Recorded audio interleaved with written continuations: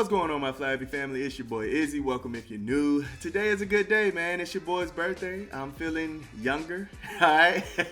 But, I hate that I have to do this, but I have to talk about the ugly.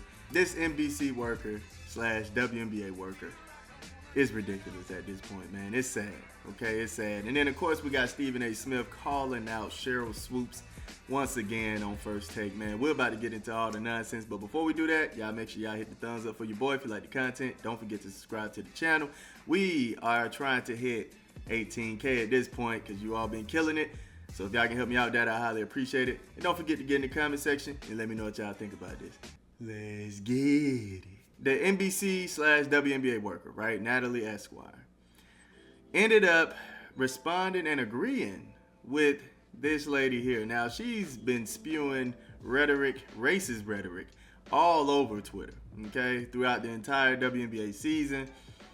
And I think at this point, man, I think we just want to see some professionalism, right? I mean, it just doesn't make sense that an NBC reporter, WNBA worker, is responding and agreeing to something as racist as this, right? Let's just read what was said. Comparing Asia to white bread is crazy. You left off that Asia came with a real ring to go with the natty and a franchise built around her. But yeah, you got a butter statue, so I guess you're happy. Now, she was responding to, I guess, somebody comparing the rookie years of Asia Wilson and Caitlin Clark. And of course, Caitlin rookie achievements started looking like it was stunting on Asia's rookie year, right? So she had this to say, and then Natalie gets under there and says, also ignores that the Aces were in rebuild mode, whereas the Fever have a competitive team, LOL, right? Now, she was one of the people saying that the Fever suck. And she was like, there's a reason the Fever is even getting the first pick. And that's why, because they suck. Look at some of the other stuff this lady be saying. Caitlin needs to leave the W. This is beyond ridiculous at this point. She exhibits school shooter behavior. This lady is nuts, man. Caitlin Clark is a DEI hire. These are the things this woman says, and she's out here agreeing with this woman. Now, could y'all imagine a white reporter agreeing with somebody saying something racist about Asia? Can y'all imagine that? And then imagine how the league would be on fire about that. Now, if y'all don't believe that would happen to a white reporter agreeing with another white person saying something racist about Asia, remember the eye poke question, right? USA Today Sports should explain why a reporter with clear bias and ulterior motives was assigned to cover the league, said WNBA Players Association Executive Director Terry Carmichael Jackson.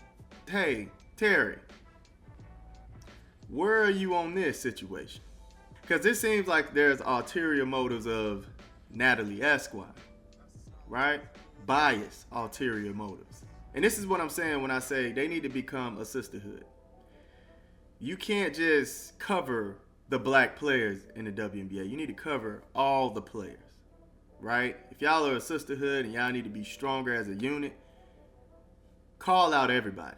Natalie, please, clean it up, all right? To the equation, break time attention, and then she steps out. Absolutely no obligation to do so.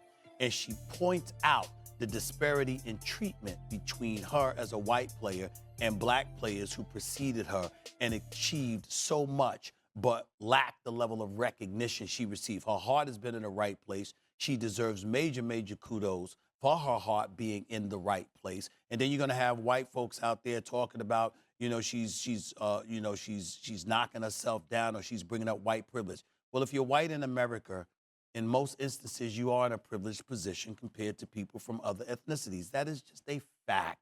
It is undeniable.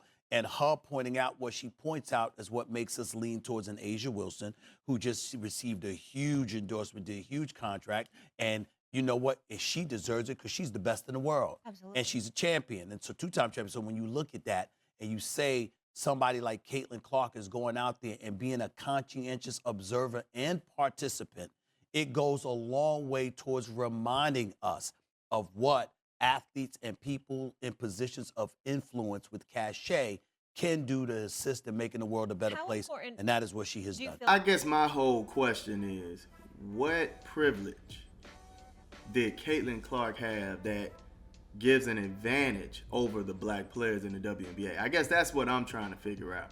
Some players in the WNBA was also born from money.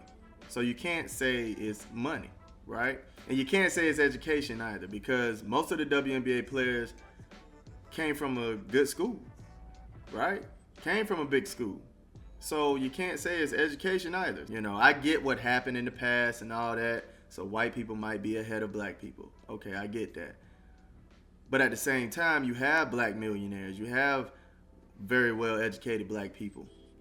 You have access to all this information that everybody else have access to. So what is the privilege that she got that's giving her an advantage over the other players? That's all I'm trying to figure out.